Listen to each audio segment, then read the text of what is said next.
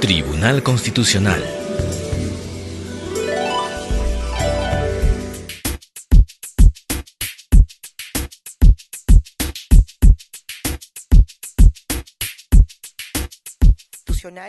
Arequipa, 22 de julio de 2016, presidida por el magistrado señor Manuel Miranda Canales e integrada por los magistrados señores Óscar Urbiola Jani, Ernesto Blume Fortini, José Luis Sardón de Taboada y Eloy Espinosa Saldaña Barrera.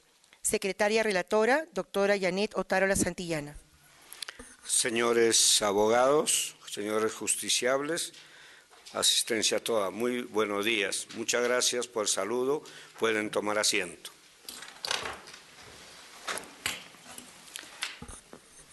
Se va a dar inicio a las audiencias de vista de causa programadas para la fecha en esta ciudad, cuna de la juridicidad y sede del Tribunal Constitucional.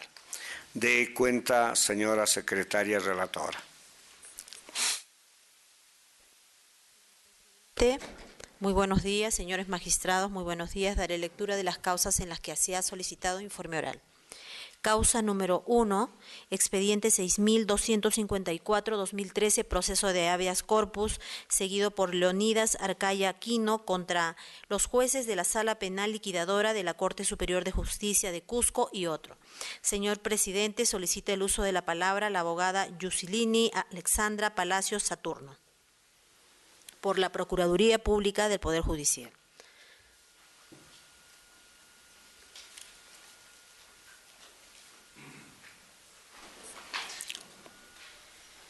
Señorita abogada, puede hacer usted uso de la palabra a efecto de realizar el informe oral sobre la causa que está usted patrocinando. El tribunal lo escucha con la mayor atención.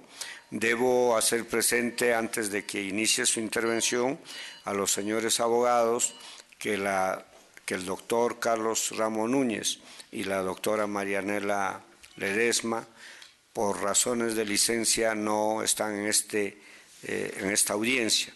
Sin embargo, ellos podrán abocarse a las causas viendo el video correspondiente. Puede hacer uso de la palabra, señorita. Señor presidente, señores magistrados del digno colegiado del Tribunal Constitucional, muy buenos días. En representación de la Procuraduría Pública del Poder Judicial, solicitamos que el recurso de agravio constitucional sea desestimado por los siguientes fundamentos que voy a señalar.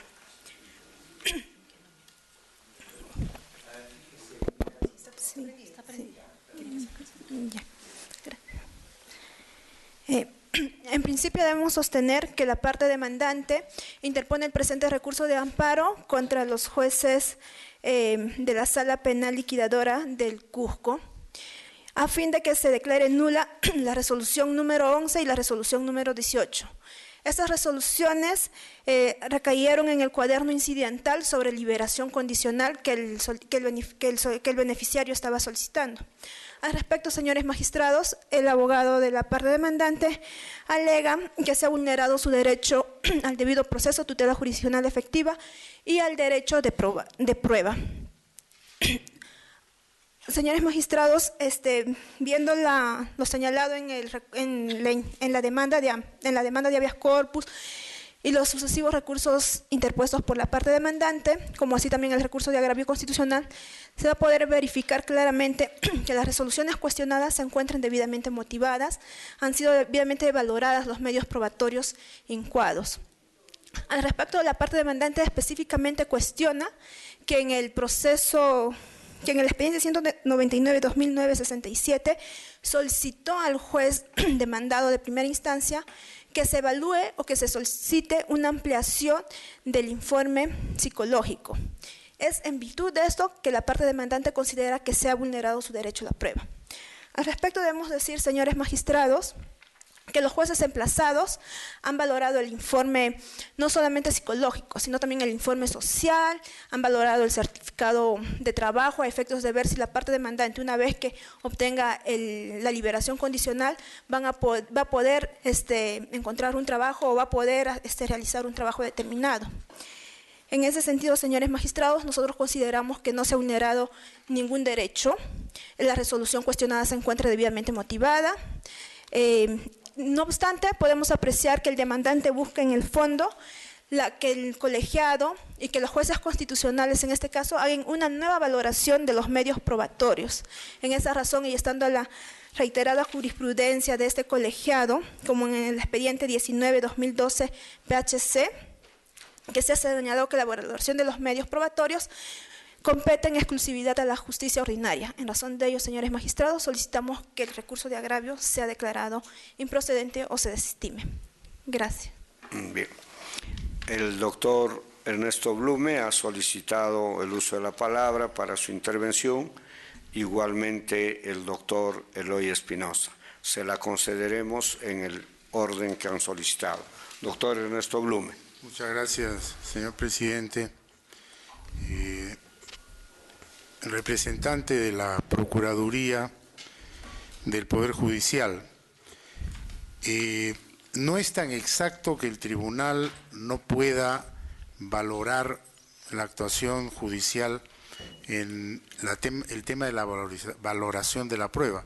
Esa es la norma general, pero si observa que en una valoración se ha violado o amenazado derechos fundamentales o se ha afectado la primacía normativa, sí lo puede hacer, porque en el Estado constitucional no hay territorio liberado de control cuando se trata de proteger la persona o proteger la Constitución. Entonces esa tesis no es tan absolutista ni cerrada como usted lo ha señalado, por lo menos desde mi punto de vista.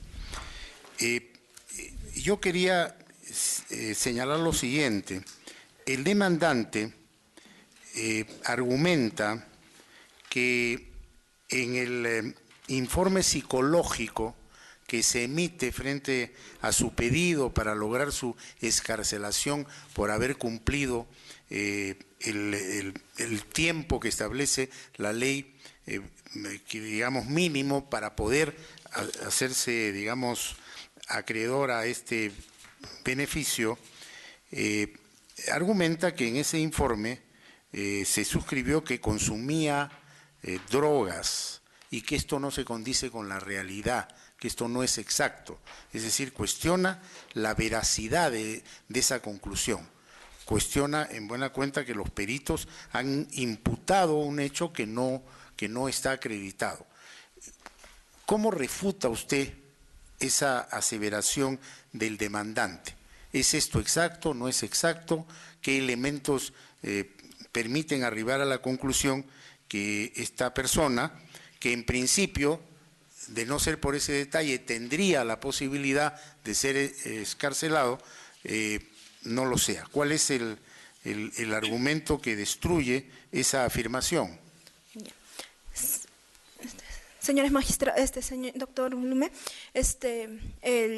en el auto de vista de la resolución que precisamente apela a la improcedencia de la libertad del beneficio de liberación condicional, los jueces emplazados, es más, en principio debo señalar que la ampliación del informe que solicitó la parte demandante, el beneficiario, fue extemporáneo, es decir, lo presentó después de que ya el juez emplazado de primera instancia había emitido la improcedencia de la liberación condicional. Ahora, los jueces superiores emplazados no solamente se basaron en el informe psicológico, también en el informe que obviamente que dijo que no da certeza para poder evaluarlo y de esa manera otorgarle el beneficio de liberación condicional, sino también en el informe social. El informe social también dice que no le da certeza de que él se haya readaptado y rehabilitado a la sociedad. Así también señala que los informes, por ejemplo, el hecho del trabajo, de la educación, no habían sido supervisados por la persona encargada del INPE, sino que habían sido emitidos de manera personalizada por los jefes de cada área. Entonces, no es solamente en base del informe psicológico que se declara infundada el beneficio, sino hay otros argumentos más. En razón de ello, consideramos que sí está debidamente motivada las resoluciones cuestionadas. Eso es todo, presidente.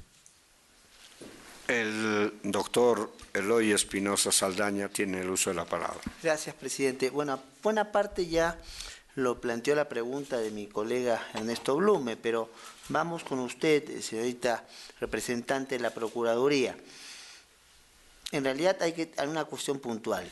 Es proceso, no recurso, cuando usted está hablando del habeas corpus que mencionó como amparo. A veces los nervios nos pasan la verdad, pero lo que uno aprende con el tiempo es a disimular los temores. Eso va a ir cayendo poco. Pero vamos al punto que lo que importa. Este es un habeas corpus conexo porque hay un problema o se alega que existe un problema de indebida motivación.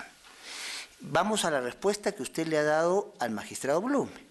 Usted al magistrado Blume le ha dicho, mire, en realidad no solamente es el informe que por sí sería suficiente, sino otros elementos lo que me permite hablar de que hay una debida motivación y que más bien esto encierra una intención de hacer una nueva valoración de las pruebas. Palabras más, palabras menos es lo que usted ha dicho. Pero cuidado, si ese es el sustento, usted se está respaldando justamente en una valoración de las pruebas que no quiere cuestionar para decir que hay debida motivación. Expliquemos un poquito más por qué usted considera que el asunto está debidamente motivado. Porque aquí estamos hablando entonces de una situación de alguien que está en cárcel, que está pidiendo rehabilitación y le dicen no. Y eso es lo que se está cuestionando en este caso.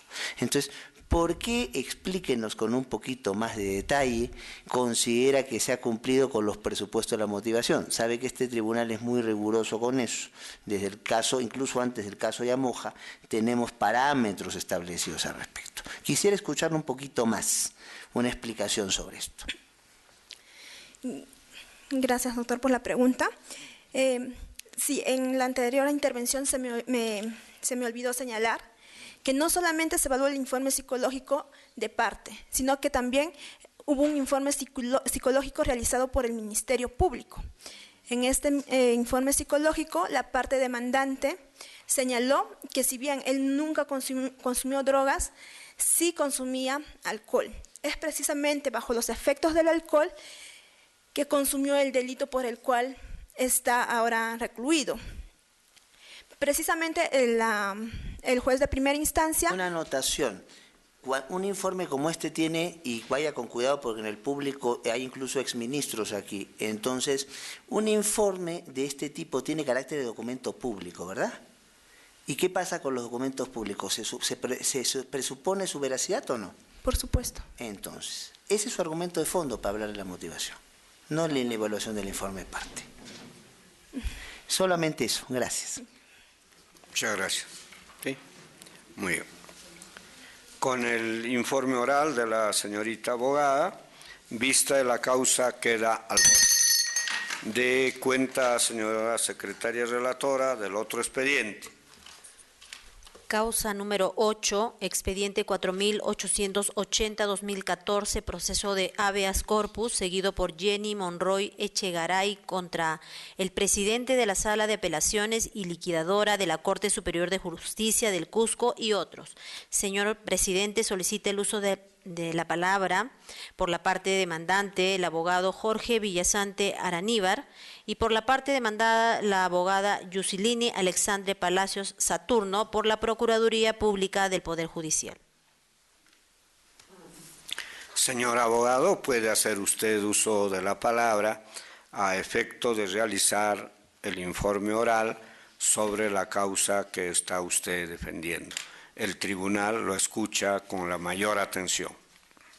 Muchas gracias, señor presidente, señores miembros de este honorable tribunal. Concurrimos ante este honorable tribunal a efecto de sustentar el informe en virtud del cual solicito se sirva declarar fundado el habeas corpus, el recurso extraordinario de habeas corpus interpuesto por mi patrocinada, el recurso extraordinario. Benjamín Constant, en un discurso célebre de 1819, refería, en el discurso acerca de la libertad de los antiguos comparada a los modernos, refería que la libertad es el derecho que tenemos todos de estar sometidos a las leyes.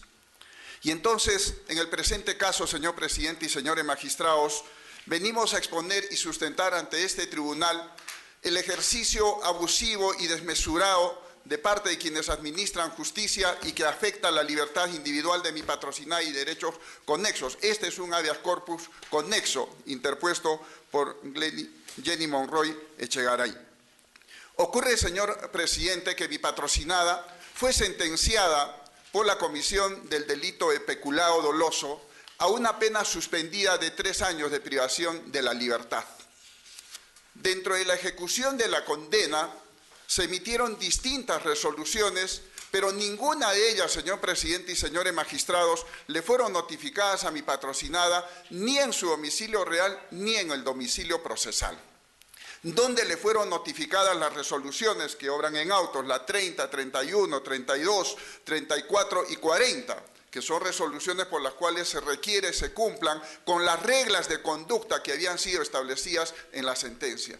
Se notifican en el inmueble que mi patrocinada señaló cuando prestó su declaración instructiva en el juzgado, el año 2008, y que corre a fojas 232 y 233 del proceso penal, y que hemos presentado en copias certificadas ante este colegiado. Es decir, se notifica en ese domicilio señalado, reitero, el año 2008, pero ocurre que mi patrocinada, que no tiene un inmueble propio en la ciudad de Cusco, ella posteriormente cambia de domicilio real y consigna como su domicilio real el que está señalado en el Jirón Independencia, en el distrito de Santiago, provincia de Cusco. ¿Dónde consta el señalamiento de este domicilio? En 2 actas de audiencia en la sala penal liquidadora, que era la que revisó su caso. Allí expresamente, cuando presta su declaración ante el colegiado, se menciona su domicilio real, que ya no es el de Jirón Sucre, sino el de Jirón Independencia. Lo señala en 2 veces, ¿por qué? Porque la primera oportunidad en la que prestó su declaración, esa audiencia quebró y posteriormente se vuelve a iniciar las audiencias y vuelve a señalar el mismo domicilio. Ese domicilio también está consignado de manera expresa en la sentencia que se dicta en la Superior Sala Penal de Cusco. Es decir, mi patrocinada en ningún momento fue notificada ni con los requerimientos y mucho menos hubo, y ese es un tema que solicito tener en cuenta, amonestación. Ocurre, señor presidente y señores magistrados, que conforme a nuestro sistema jurídico, y lo establece el artículo 56 del Código Penal, para revocar la condicionalidad de una condena deben de cumplirse determinados presupuestos. Y la Corte Suprema de la Justicia, a través de la Resolución Administrativa 321 del año 2011, estableció reglas que los jueces deben observar para revocar la condicionalidad de la condena. Y dijo, ¿no?, en el quinto considerando textualmente, que en caso que durante la suspensión, régimen de prueba, el penado incumpla con las reglas de conducta fijadas en la sentencia, el juez, dice, deberá aplicar de manera correlativa lo dispuesto en el artículo 59 del Código Penal. ¿Qué significa esto? Que primero, ante el incumplimiento de reglas de conducta que pueda tener un sentenciado o una sentenciada en este caso, primero debe amonestarse. Segundo, puede extenderse, ¿no?, el periodo de prueba de la condicionalidad. Y tercero, en defecto de no haber cumplido la amonestación y luego no haber cumplido dentro del periodo de ampliación del periodo de prueba, recién hacer efectiva la revocatoria de la condicionalidad. Entonces, señor presidente y señores magistrados, hay que tener en cuenta que la facultad que tienen los jueces para revocar la condicionalidad de una pena tiene que estar también sometida al control, en este caso constitucional, y no puede evitar y no puede estar sujeta al abuso del derecho. El abuso del derecho previsto en nuestra Constitución, ¿no?, establece expresamente que el ejercicio de las potestades tiene que ser ejercida dentro del marco de la ley. El doctor Víctor García Toma, en su obra de Derechos Fundamentales, refiere expresamente la figura de abuso de derecho se percibe cuando el titular de una prerrogativa, en este caso entiéndase el juez que revoca la condicionalidad de la condena, ¿no? Lo ejercita rebasando los límites de la buena fe y el fin teleológico de la ley.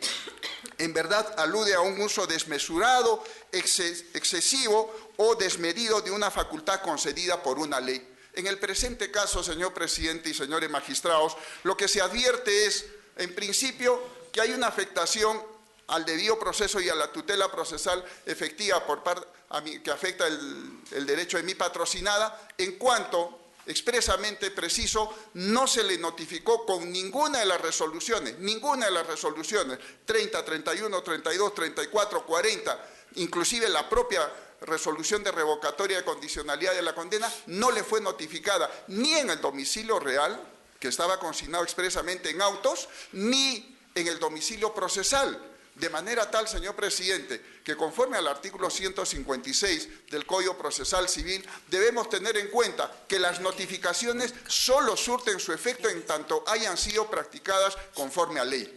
Y en el presente caso no existe ninguna notificación que le hubiese sido notificada, reitero, en el domicilio real que tenía mi patrocinada, ni siquiera, y mucho menos en el domicilio procesal, que es lo que se estableció también en la resolución 40, en la que expresamente la juez de la causa requiere a la demandada, dispone de que se notifique en el domicilio real y en el domicilio procesal. Ninguna de esas notificaciones fue tomada en cuenta. Bajo estas consideraciones, señor presidente y señores magistrados, respetuosamente solicitamos a este tribunal se sirva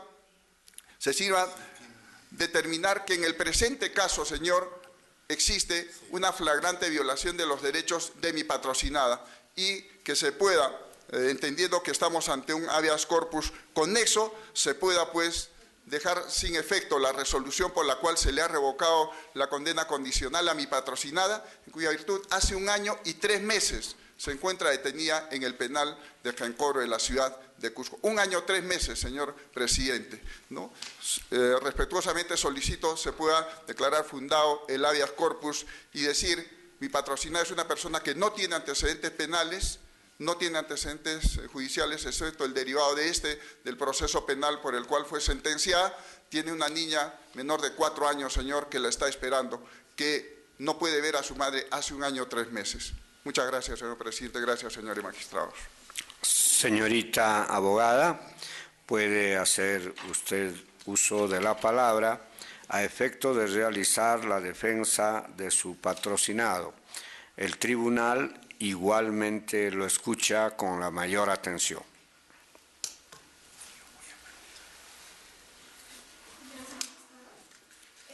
Para empezar, señores magistrados, debemos señalar que ya el Tribunal Constitucional, en reiterada jurisprudencia, como en el caso 2826-2011 HC,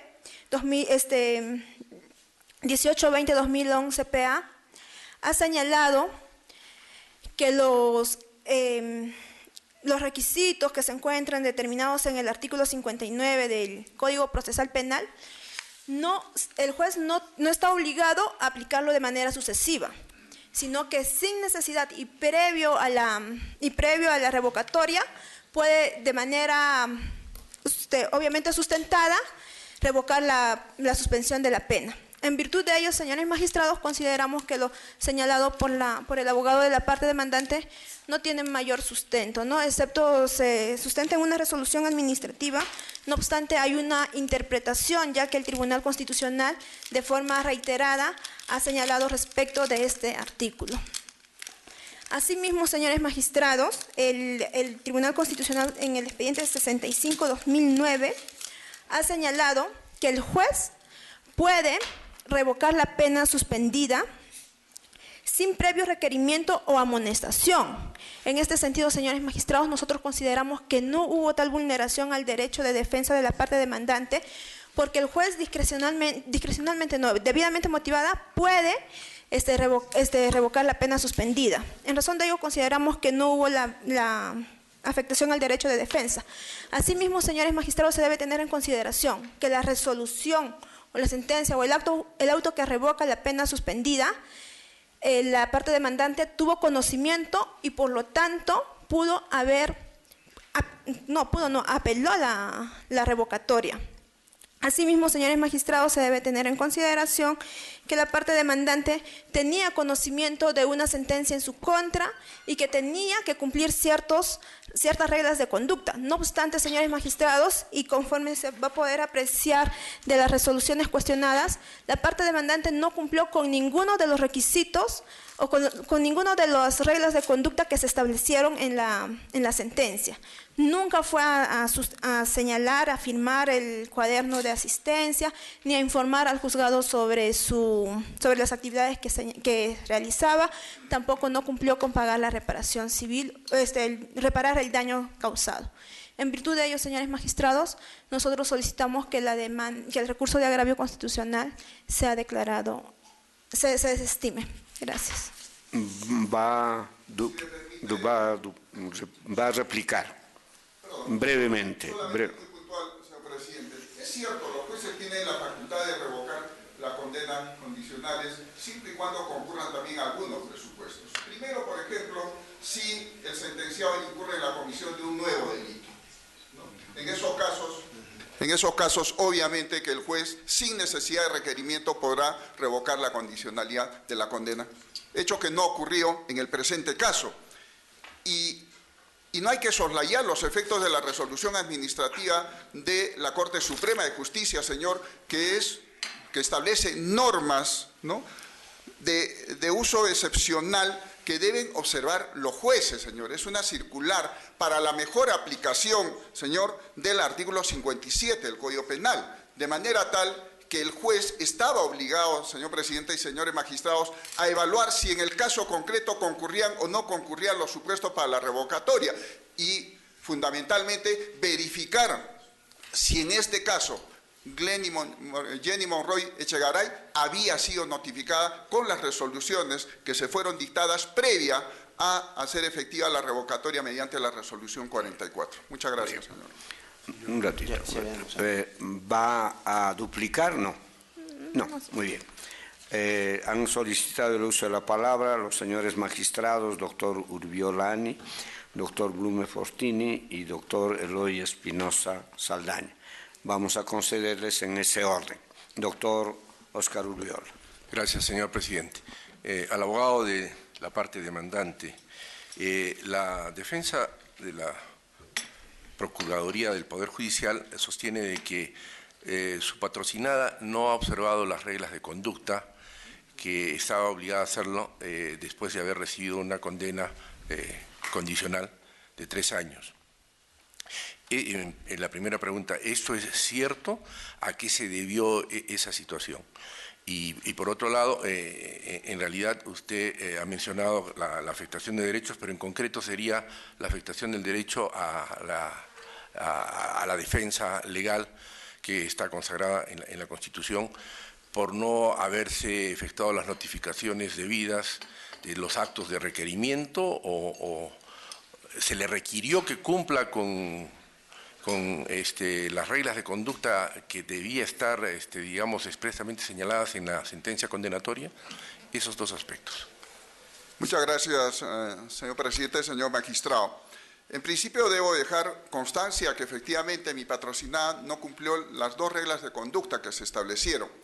Pero es bueno también precisar, señor presidente y señores magistrados, cuál es la situación de mi patrocinada. Primero, es una persona que nunca cometió un delito, nunca fue sentenciada, y habrá que entender también cuál es la situación de una persona que está frente a un tribunal y recibe una condena condenatoria. Y lo otro es si es que efectivamente el abogado que patrocina debería instruirla para que pueda hacerle conocer de cuáles son las consecuencias eventualmente de no cumplir con las reglas de conducta. Por lo demás, mi patrocinada nunca se enteró cuando el proceso fue devuelto a la ciudad de Anta. El proceso se tramitó en la provincia de Anta, en el departamento de Cusco, ¿no? Mi patrocinada vive en la ciudad de Cusco, ¿no?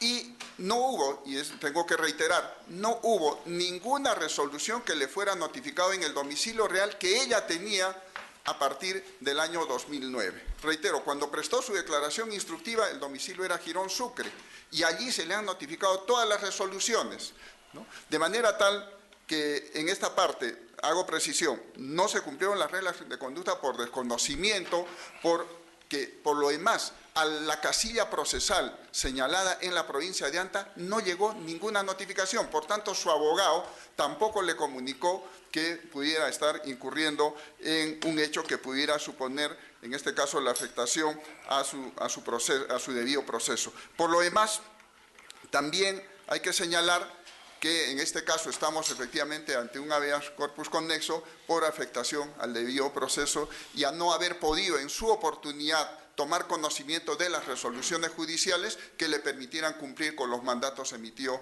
por la señora juez de la provincia de Anta. Muchas gracias. A continuación, el doctor Ernesto Blume. Muchas gracias, señor presidente. Yo quería hacer dos preguntas relacionadas con la defensa de la parte demandante. Usted ha esgrimido en esencia dos líneas de argumentación. La primera tiene que ver con la falta de notificación en el domicilio señalado por la, en este caso, demandante.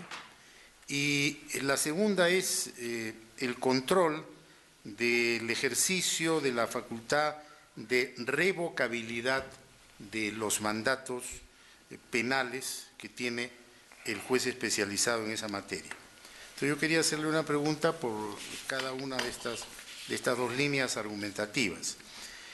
Usted sostiene que ha sido mal notificada porque ella varió el domicilio a través de dos actas y que el domicilio inicial del año 2008 fue el que se ubica en la calle o Girón o avenida Sucre, y luego ella varió a un domicilio en Independencia, en el Girón Independencia.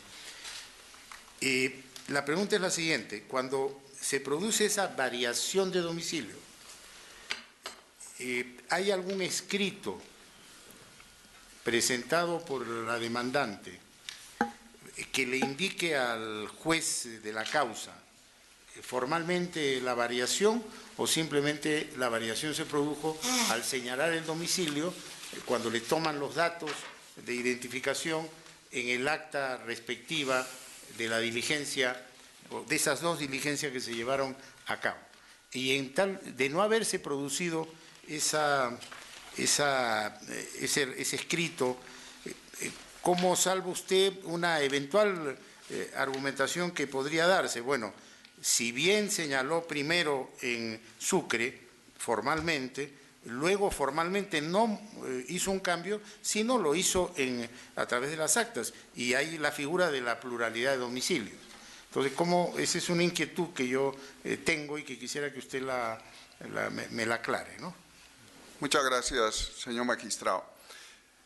En principio, el domicilio de Girón Sucre lo consigna al prestar su declaración instructiva en el juzgado. Posteriormente, en las audiencias, señala, cuando se le interroga por las generales de ley, consigna el domicilio que tenía efectivamente a esa fecha. Había transcurrido para esto 1 año 8 meses. Primer tema. Segundo tema. Luego de prestar su declaración instructiva, mi patrocinada se apersona al proceso y señala domicilio procesal y consigna su domicilio real. Su domicilio en Independencia. En Independencia. Y señala como casilla la casilla 562 de la Central de Notificaciones del Poder Judicial en la provincia de Anta. Este hecho lo refiere la señora vocal superior Holgado Noa cuando emite el voto en discordia, porque la resolución apelada de revocatoria de la condicionalidad que fue apelada, la sala resolvió por mayoría, y la vocal Holgado Noa precisa muy bien que el domicilio que fue señalado por mi patrocinada consta en el escrito en el que, además de señalar su domicilio real, señala la casilla número 562. Yo le pediría respecto a este punto, con la venia del señor presidente, si tuviese usted la amabilidad de alcanzar al tribunal en un escrito breve, conciso, preciso, este detalle respecto a la notificación. Ahora, el otro tema que se plantea es un tema ciertamente, desde mi punto de vista, muy sugestivo, y que podría dar lugar a una sentencia que trasciende el presente proceso y que es el relacionado con el ejercicio de esta facultad de revocabilidad de los jueces penales, que obviamente para mí sí debe estar sometida a control, porque no se trata de simplemente revocar y afectar la libertad, que es un valor fundamental y un derecho esencial del ser humano. Pero claro, se dice, no cumplió las condiciones de la condena, ergo, la reacción inmediata, automática, es la revocatoria. Usted sostiene, no, un momentito, usted dice, no, hay una circular aprobada por una resolución administrativa, la 321-2011, en donde el propio Poder Judicial, en su quinto considerando, establece unas pautas para, digamos, un ejercicio razonable, proporcionado de esta revocabilidad y establece una especie de sucesión de sanción, es decir, primero amonestación, luego otra sanción, para terminar recién en la revocatoria. Entonces uno se pregunta, entonces, ¿cómo acá, en este caso, prima facie, digamos, en el análisis, el juez se salta esa secuencia? Y claro, alguien podría decir, bueno, es que la violación es definitiva, no firmó el libro de asistencia al juzgado, fue reacia y rebelde a los requerimientos del juzgado, entonces tampoco se pida un criterio tan digamos, ajustado cuando se trata de un acto de rebeldía frente al mandato claro y preciso. ¿Qué es lo que tiene usted que decir al respecto? Y con eso termino, presidente. Muchas gracias, señor magistrado. Ocurre lo siguiente. Cuando se dicta la sentencia en la sala penal, ¿no?, hay una reserva que realizan los dos sentenciados, mi patrocinada y el otro sentenciado, respecto de si interponen o no recurso de nulidad, ¿no? Es decir, reserva.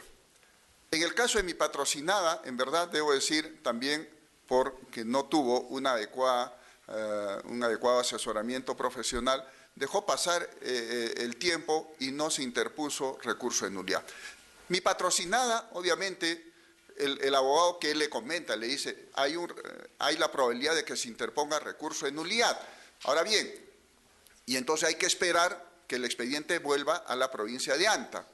Es decir, no sabe exactamente cuándo tendría que comenzar a cumplir su sentencia. Y en esa condición ella está en absoluto desconocimiento, reitero, no vive en la provincia de Anta, no vivía allá en Girón Sucre, de manera tal que estaba en total ignorancia de los requerimientos que se le hacían. Entonces la pregunta, señor magistrado, es la siguiente. ¿Por qué el sistema jurídico establece que antes de revocar la condena, la condicionalidad de una pena, hay que requerir, ¿no?, en este caso a los sentenciados para que cumplan esas reglas de conducta?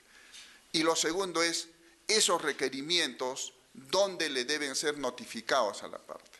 En el domicilio procesal, obviamente, señalado, y como alternativamente dispuso en la resolución 40 la juez de la provincia de Anta, en el domicilio real. En este caso, no llegó ninguna notificación al domicilio real de mi patrocinada. He presentado esta semana, señor magistrado, señor presidente, copias certificadas de todas las notificaciones de las resoluciones 30, 31, 32, 34, 40, 44. Ninguna de ellas le llegó a Girón Independencia y ninguna de ellas se notificó en la casilla procesal, de manera tal que hay un total desconocimiento de este hecho. Sí, con la venia del presidente, sobre este segundo tema, porque su caso tiene dos aspectos, uno es notificación y otro es ejercicio de facultad de revocabilidad, también consigne, pero el detalle está en la brevedad y en la claridad, más allá de las argumentaciones que obviamente son importantes y pueden ser abundantes, pero preciso y conciso, ¿no? Eso le pediría con la venia del señor presidente para darnos mayores elementos a la hora de sentenciar. Muchas gracias. Muchas gracias. El doctor Espinosa Saldaña tiene el uso de la palabra. Gracias. A ver, En realidad son dos aspectos, pero que están íntimamente vinculados entre sí. Vamos por el segundo para entender por qué la vinculación con el primero. Según se nos ha planteado aquí, hay un problema de debida motivación de una decisión judicial por la cual se revoca una situación anterior y una persona que está con una prisión suspendida pasaría a tener una prisión efectiva. Y el argumento por el cual se revoca es porque esta persona debió ser requerida como uno de los requisitos, porque discrecionalidad no es arbitrariedad, hay requisitos que cumplir, y lo que se alega es que esta persona no pudo atender los requerimientos porque no fue debidamente notificada. Entonces, son dos problemas, pero en el fondo es un problema el que importa antes que los otros, que es el problema de la notificación.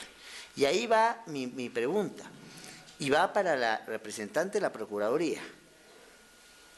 Si como se nos ha dicho aquí, y como por cierto está en los actuados, en un voto en discordia que hace una magistrada de la Corte Superior de Cusco, aquí ya en el expediente se había manifestado que la señora Jenny Monroy había cambiado de domicilio. ¿No es esa una variación judicial suficiente de domicilio a tomar en cuenta para el momento de la notificación? ¿Cuál es su opinión al respecto? Gracias por la pregunta, doctor.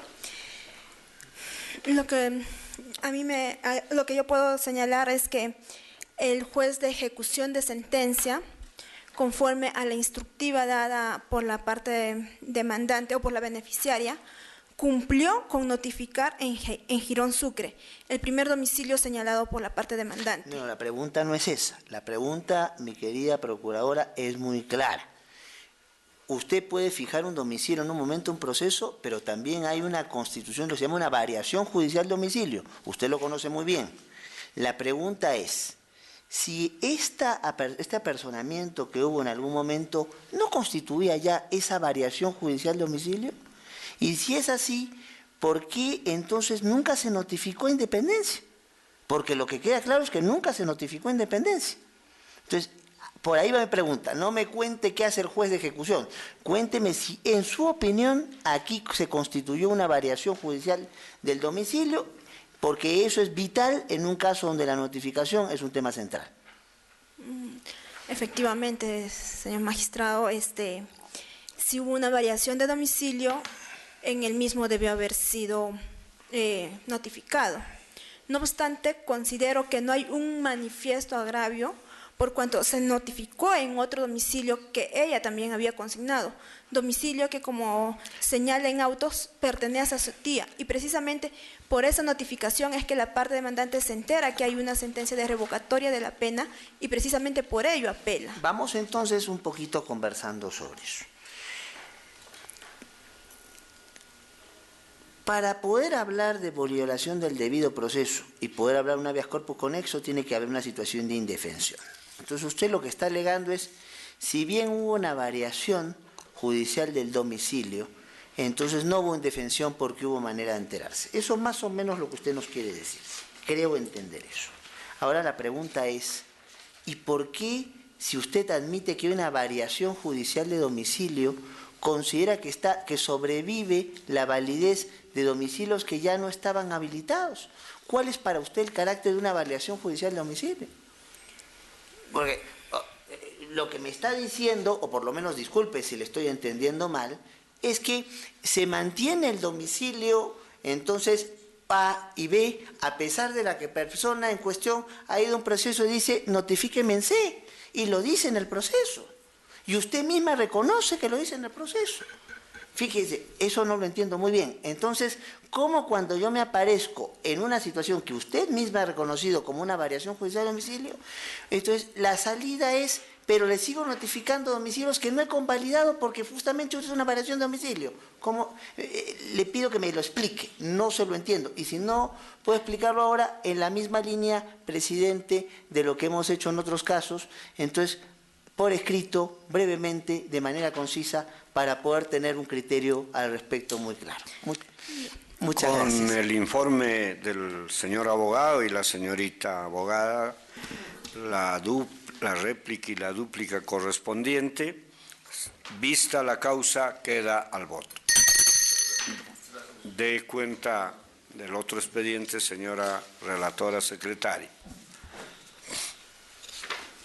Causa número 13, expediente 3566-2015, proceso de habeas data, seguido por Rómulo Palacios Sardón contra el Comité de Administración de la Zona Franca y Zona Comercial de Tacna, Sofratacna, por Javier, representado por Javier Martín Cuón Cornejo, gerente general. Señor presidente, solicito el uso de la palabra por la parte demandante, el abogado Telémaco Sebastián Benavides Panclas. ¿Demandante? Sí. ¿Demandante o demandado? Demandante. Tiene que demandante.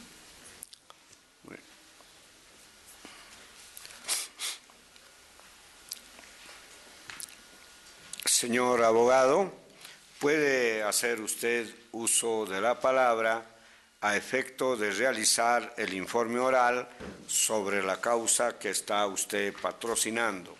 El tribunal lo escucha con la mayor atención. Muchas gracias, señores magistrados del Honorable Tribunal Constitucional de la República. El presente caso se trata de que estamos solicitando en nuestra pretensión la nulidad de la vista de la causa, de la sentencia de la vista de la causa, y al mismo tiempo queremos que se pueda encaminar o encauzar este proceso debido a que se ha distorsionado en el discurrir en vista de que se ha tomado como información pública, mas no es así, es más bien autodeterminación informativa. Voy a poner a consideración los fundamentos de la sentencia de vista emitida por la sala y nosotros rebatir lo manifestado por la sala civil.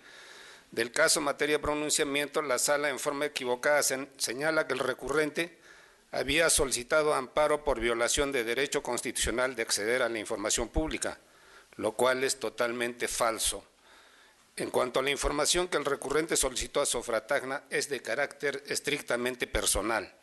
Está referido a sus propias horas extras laboradas por mi patrocinado y en ese sentido es que apelamos al artículo 8º del título preliminar del Código Procesal Constitucional. La información en mención se refiere concretamente a un reporte detallado de las horas extras laboradas por el recurrente o por mi patrocinado en Sofratacna desde el 1 de enero de 1994 al 25 de enero del año 2000, luego de haber obtenido respuesta negativa a su solicitud formulada mediante carta notarial del 17 de marzo del 2014.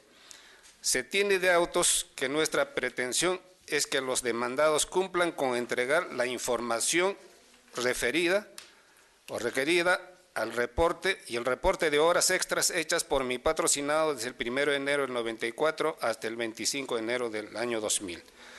Se ha aprobado en autos que otros servidores se han beneficiado con la obtención de la información que hoy solicitamos, siendo subjetivo y sobre todo lesivo a nuestros derechos constitucionales, tal discriminación disfrazada bajo el argumento de que se les entregó la información a dichos servidores porque en ese tiempo sí había la información.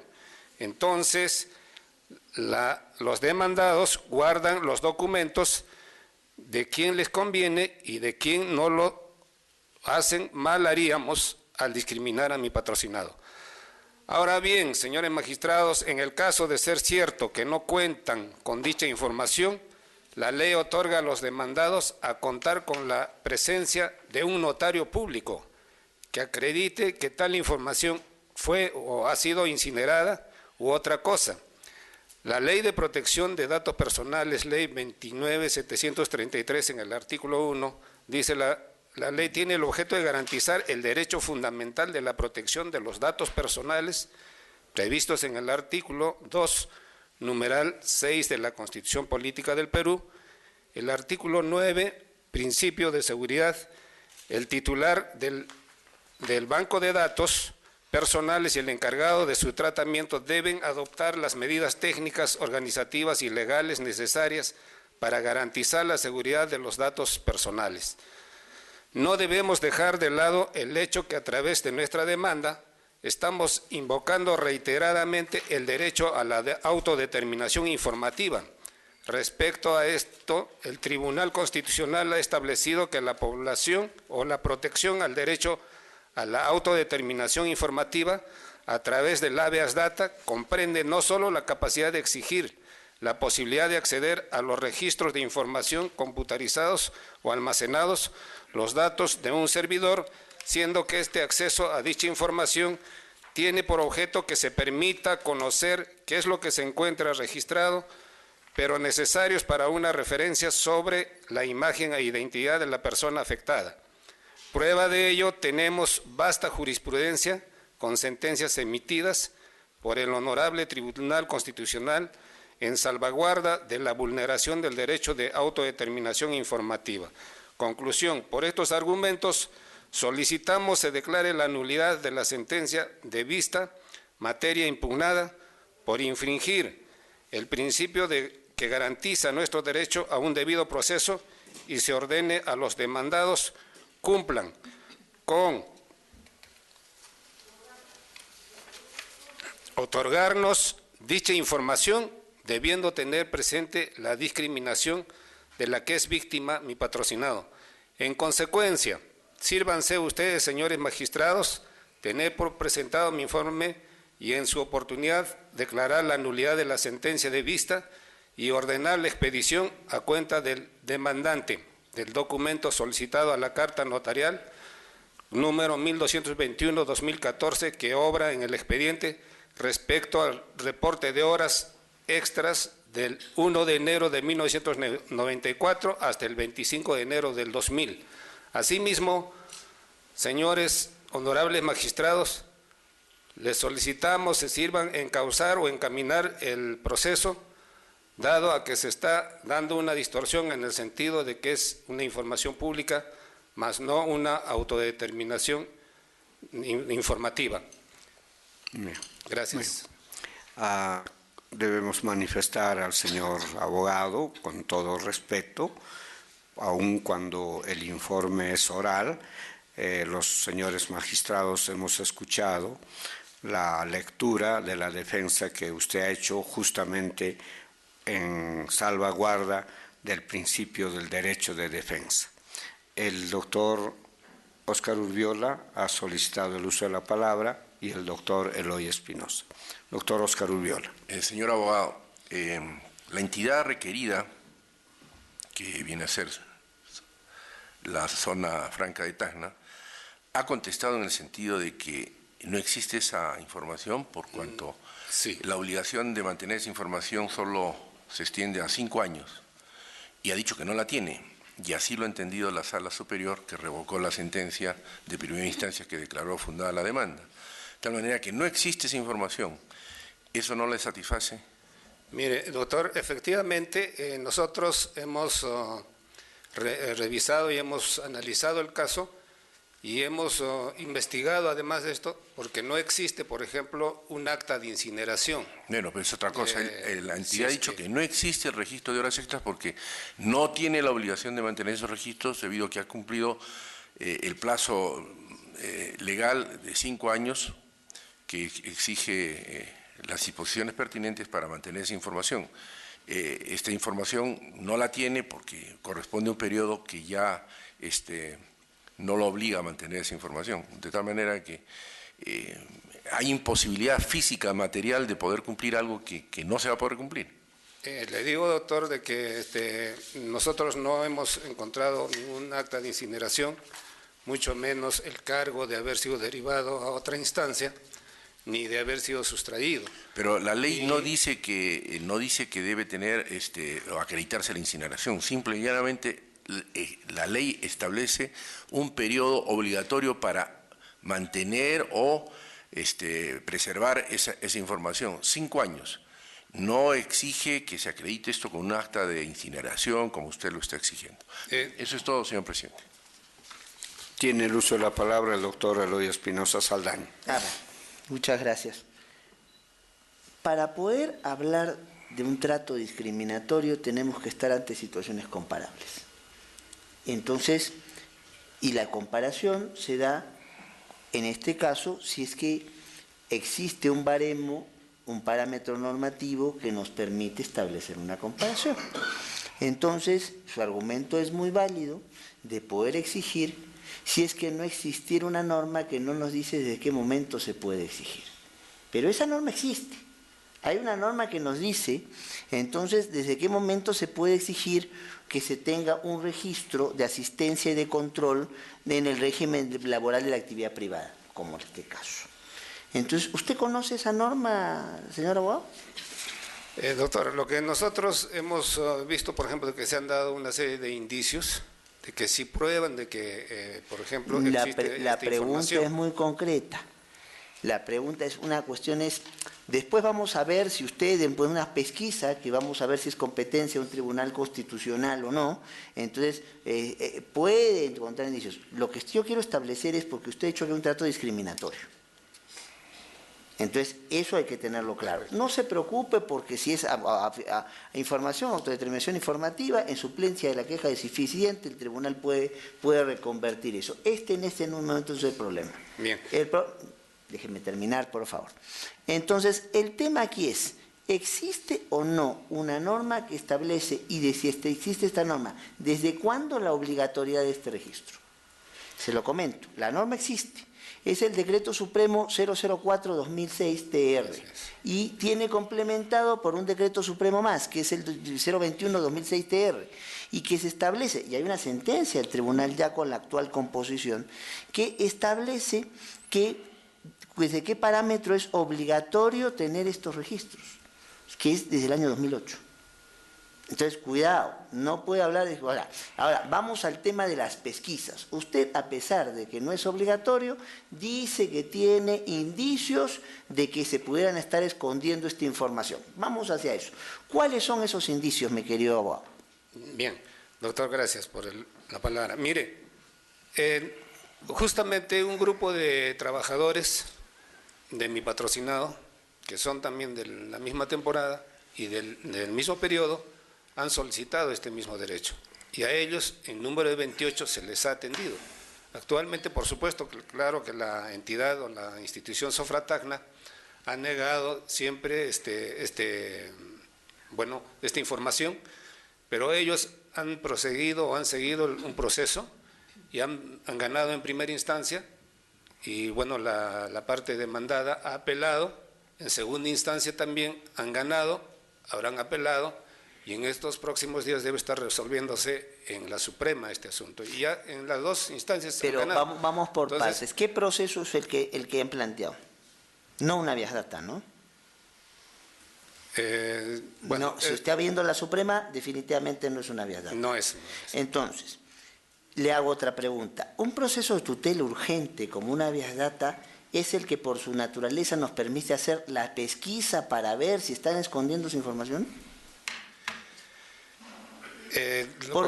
¿Por qué estos otros casos que todavía están pendientes de resolución, no se ha preguntado por qué no se plantean por una habeas data sino por un medio ordinario y no por un proceso constitucional? Bueno, el proceso constitucional, mi querido abogado, es un proceso en el cual yo puedo entrar a investigar si hay una documentación que de por sí no es obligatorio tenerla. Eso es todo, muchas gracias. Con el informe del señor abogado, vista la causa, queda al voto. De cuenta del otro expediente, señora secretaria relatora. Causa número 14, expediente 7017-2015, proceso de amparo, seguido por Jessica Marta Condori Quispe, contra el presidente de la Corte Superior de Justicia de Madre de Dios y otro. Señor presidente, la abogada de la parte demandada, la doctora Lucía del Pilar de Dios Soria, ha solicitado acumulación para efectos de informe con la causa número 15, expediente 512-2016, proceso de amparo, seguido por Héctor Chayña Guaraya contra la Corte Superior de Justicia de Madre de Dios.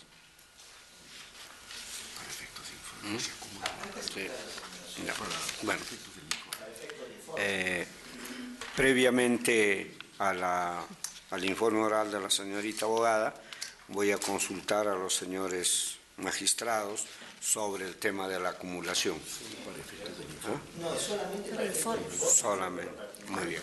Entonces, solamente para los efectos del informe oral que va a hacer usted, señorita abogada, se considera acumulado, solamente para ese caso. Muy bien. Señorita abogada, puede hacer usted uso de la palabra a efecto de realizar el informe oral sobre la causa que está usted patrocinando o las causas que usted está patrocinando en este caso. Lo escuchamos con la mayor atención. Muchas gracias, señor presidente, señores magistrados de este ilustre tribunal. Bien, en representación de la Procuraduría Pública del Poder Judicial, vengo a solicitar que los recursos de agravio constitucional formulados en estos expedientes cuya acumulación se ha solicitado se declaren improcedentes. Bien, revisando los antecedentes, respecto del expediente 7017 del 2005, proceso de amparo formulado por la señora Condori Quispe, bien, interpone un recurso de agravio constitucional contra la sentencia de fecha 14 de septiembre del 2015 expedida por la Sala Mixta de la Corte Superior de Madre de Dios. Igualmente, en el expediente 512-2016, acción de amparo, el señor Chayña Guaraya interpone demanda, interpone un recurso de agravio constitucional contra la sentencia de fecha 24 de septiembre del año 2005, igualmente expedida por la Sala Mixta de la Corte Superior de Madre de Dios. Bien, he pedido la acumulación para efectos de este informe oral en vista que en ambos casos los señores Condori Quispe y Chayña Guaraya fueron trabajadores contratados a plazo determinado en la Corte Superior de Madre de Dios. A decir de ellos, y han presentado en autos contratos a plazo determinado, donde ellos aseveran, alegan que se ha violentado su derecho constitucional al trabajo, en vista que los puestos que desempeñaron por un tiempo determinado no fueron efectivamente actividades que pudieran estar sujetas a un contrato, ¿no? A un contrato o actividades, a trabajos específicos, como hace mención en los contratos, ¿no? Entonces, ellos alegan la desnaturalización de los contratos, ¿no?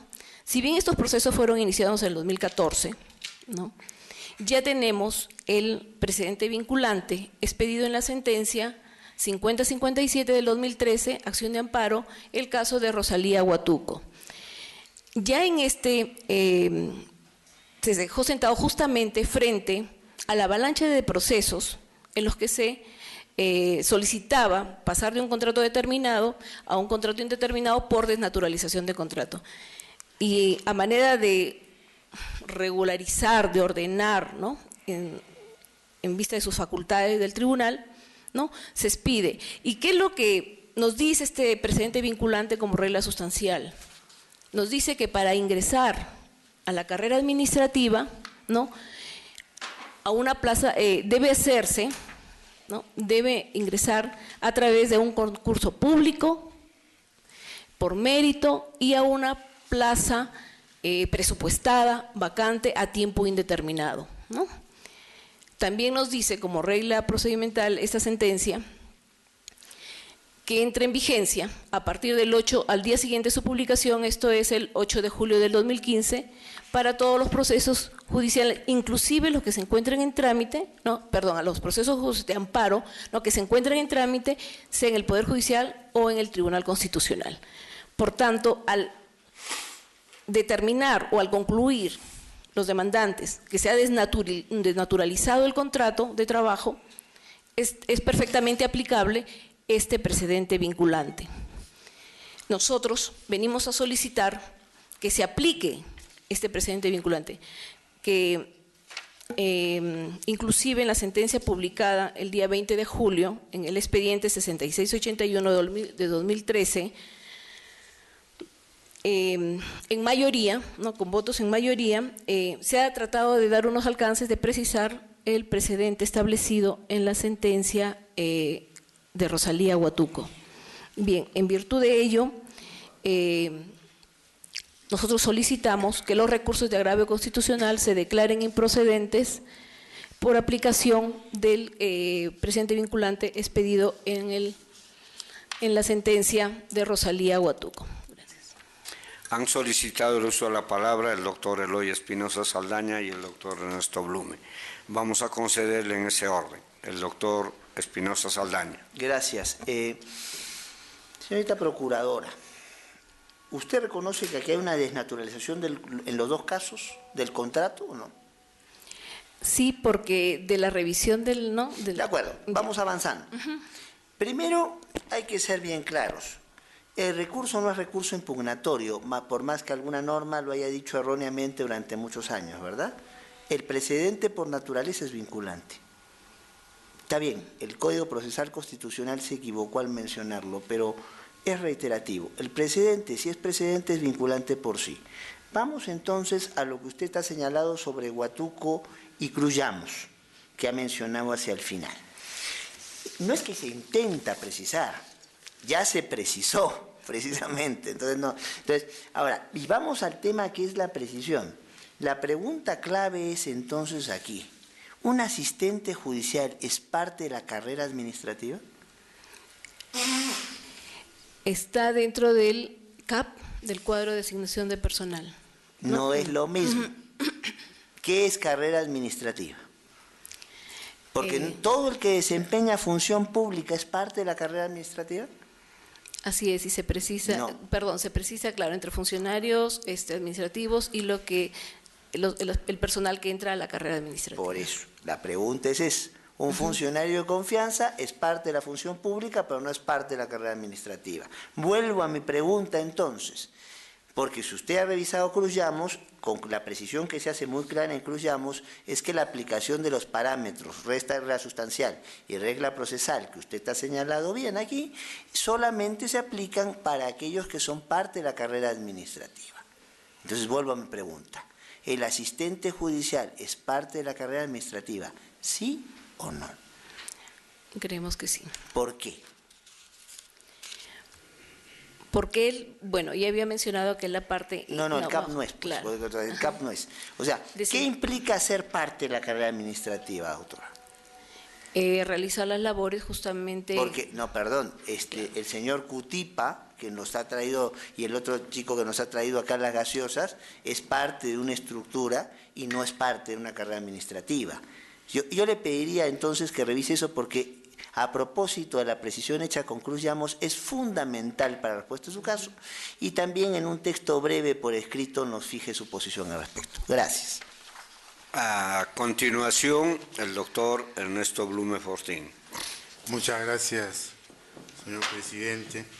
Con relación a este proceso, yo le voy a hacer dos preguntas, no sin antes dejar sentado que respecto al presidente Huatuco, este magistrado ha tenido una posición muy clara de disentir con ese precedente. Y siempre me reafirmo en esa posición. De otro lado, usted ha reconocido que ha habido desnaturalización del contrato laboral. Y por lo tanto reconoce que este trabajador que ingresó el 11 de enero del 2010 y fue cesado sin un procedimiento administrativo previo y sin una causa el 30 de enero del 2014, laboró durante ese periodo. Eso es efectivo, ¿no es cierto? Así es. Ya, siendo ello así, estamos frente a una figura que, porque el Estado lo decidió como patrono, contrata a una persona por un tiempo determinado y lo mantiene. O sea, el Estado es el que provoca que un contrato originalmente a plazo determinado se vaya prorrogando hasta por 4 años. ¿A usted le parece coherente que se pretenda avalar la posición de un Estado que en el fondo es un Estado que no ha sido cauto en el cumplimiento de sus deberes? Porque si contrata a plazo determinado ha debido cortar vencido el plazo. Sin embargo, mantiene y provoca la desnaturalización. A una persona que tiene derecho al trabajo y tiene derecho a la estabilidad laboral, nos guste o no. ¿A usted le parece eso coherente con una actitud adecuada, en este caso concreto, del Poder Judicial, que se supone que es el poder que administra justicia y que obviamente es el poder que conoce mejor que nadie la normativa y sabe cuáles son los parámetros en que debe actuar el Estado como patrón, en este caso el Poder Judicial como empleador? O sea, el Poder Judicial que emplea y que conoce las reglas de cómo emplea, cuándo emplea y con qué parámetros emplea a una persona y luego la mantiene 4 años y luego la saca sin causa. Y ese Poder Judicial tiene razón. Yo, honestamente, eso lo encuentro incoherente. Es decir, rompemos todo por la parte más débil de la relación y le damos amparo a una posición de un Poder Judicial que infringió la propia normativa. ¿Cuál es la lógica de todo esto? Se lo pregunto a usted como representante del Poder Judicial en esta audiencia. Bien, como ciudadanos todos tenemos derecho al trabajo, no es un derecho constitucional que deben justamente respetar, ¿no? Y lo que todos anhelamos en algún momento es tener una estabilidad laboral, justamente para evitar, ¿no? Para el desarrollo de nuestra entidad como personas, ¿no? Pero para el caso particular, ¿no? Se han suscrito diversos contratos, ¿no? Y se desnaturaliza al final porque en el caso del señor Chayna Guaraya, su plaza sale a concurso público. Y es otra persona la que gana el concurso y entra en ese. Gracias, señor presidente. Vista las causas que se ha informado oralmente por las dos causas, son dos, sí. Visto las causas que se ha informado por la señorita abogada, quedan al voto. Gracias, señor presidente. Informe el resto de las causas programadas, señora relatora. Señor presidente, informa usted de que en las causas programadas para el día de hoy se han solicitado informes orales, pero algunos abogados no se han apersonado para realizarlo. Y en otros casos no han habido informes orales. Estando al informe de la señora secretaria relatora, se dan por vistas dichas causas y quedan al voto y concluye la audiencia. Muchas gracias a los señores abogados y público en general. Listo. Se levanta la audiencia.